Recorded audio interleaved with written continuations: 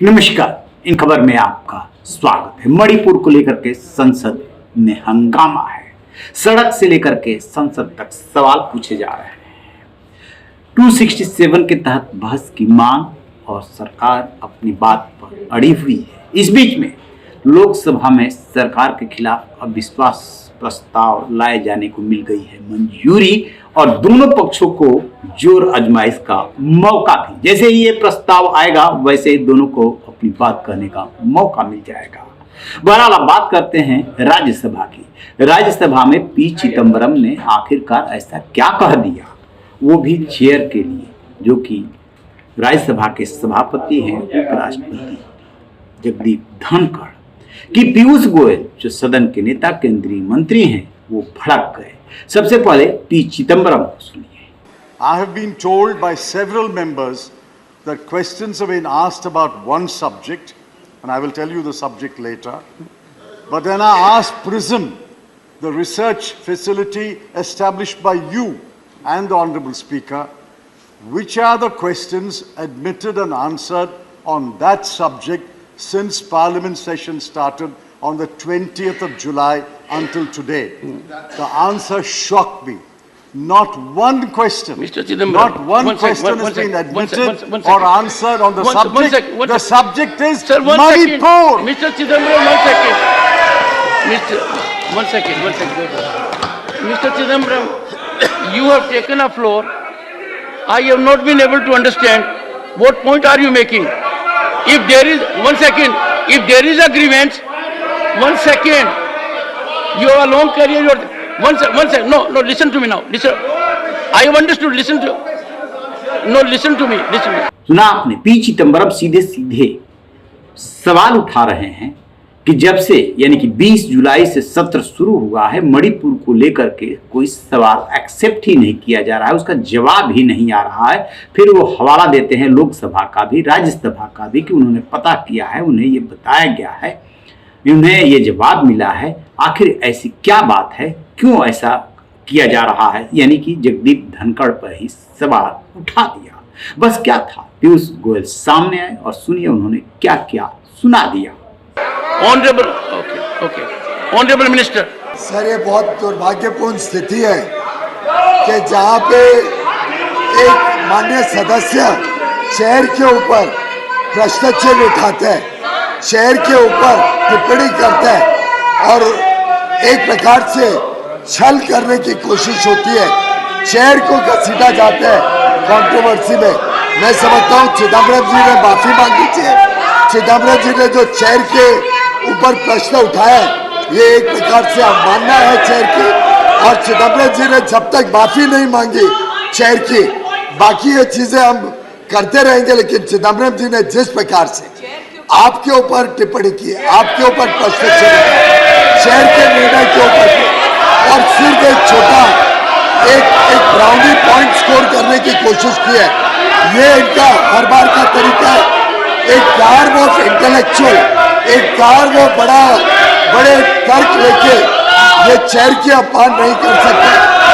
इसी प्रकार से जो माननीय सदस्य आपके बुलाने के बाद, हाउस में रहने के बाद अगर वो प्रश्न नहीं उठा रहे, तो मुझे लगता है आपको एक निर्णय लेना चाहिए। मेरा आपसे दरख्वास्त है कि ऐसे सदस्यों का प्रश्न लेना बंद करना चाहिए। ऑनरेबल मेंबर नहीं है, ऑनरेबल मेंबर नहीं चाहते I look into the participate करना, तो I look into the record करना चाहिए। 1 second, I have I 1 second, no 1 second, take it. 244 लोग के प्रिविलेजेस है। पीयूष गोयल ने पूछा कि इंटेलेक्चुअल होने की आड़ में चेयर पे सवाल उठाना, इसे बर्दाश्त नहीं किया जा सकता। आपको कुछ भी कहने का अधिकार नहीं है। पहले तथ्यों को जानिए, समझिए। सरकार तो हमेशा बहस के लिए तैयार है। इसके बाद उन्होंने कहा कि पी चिदम्बरम को माफी मांगनी चाहिए। पी चिदम्बरम इसके पहले जब बोल रहे थे तो काफी आक्रामक दिखे। बहुत दिनों बाद वो राज्यसभा में बोलते हुए दिखाई दिए, आक्रामक थे कि मणिपुर पे सरकार बात ही नहीं करना चाहती। दरअसल मणिपुर एक ऐसा राजनीतिक मुद्दा मिल गया है विपक्ष खासतौर से कांग्रेस को कि उसे लग रहा है कि मोदी सरकार को ये घेरने का अच्छा मौका है। अदरवाइज जरा दूसरे पक्ष को यानी कि सिक्के को पलट दीजिए। मणिपुर में बेशक बीजेपी का शासन है, लेकिन जो कुछ भी हुआ वो कानून व्यवस्था का मुद्दा है। फिर सीधे पीएम पे अटैक क्यों? कानून व्यवस्था तो राज्य का सब्जेक्ट है। ये राजनीति हो रही है, 2024 आम चुनाव की तैयारी हो रही है, और ऐसा नहीं है कि कांग्रेस ही कर रही है या सिर्फ विपक्ष ही कर रहा। यदि कांग्रेस सत्ता में होती और बीजेपी विपक्ष में होती तो जो आम तौर पर राजनीतिक दलों का ट्रेंड रहता है कि जैसे ही चुनाव आए जो मुद्दा नहीं है उसे भी मुद्दा बनाया जाता है, क्या पता कहां पे सरकार गिर जाए। और मणिपुर के मामले में ऐसा हो रहा है। 2 महिलाओं का जो न्यूड वीडियो वायरल हुआ उसके बाद सरकार जो है डिफेंसिव मोड में है और जो विपक्ष है वो एग्रेसिव है, क्योंकि ये घटना ही ऐसी है कि जितनी निंदा की जाए इसकी कम है।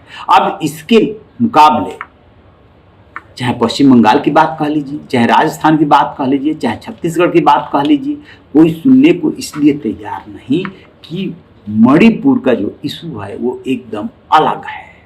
मैतेई और कुकी समुदाय के बीच में जो लगभग 3 महीने से संघर्ष चल रहा है, आखिरकार समय रहते उसमें हस्तक्षेप क्यों नहीं किया गया? इसकी नौबत क्यों आई? 2 महिलाओं को नंगा परेड कराया गया, उनके साथ सामूहिक बलात्कार हुआ। इसकी जवाबदारी किसकी? सीएम बीरेन्द्र सिंह की या पीएम मोदी की?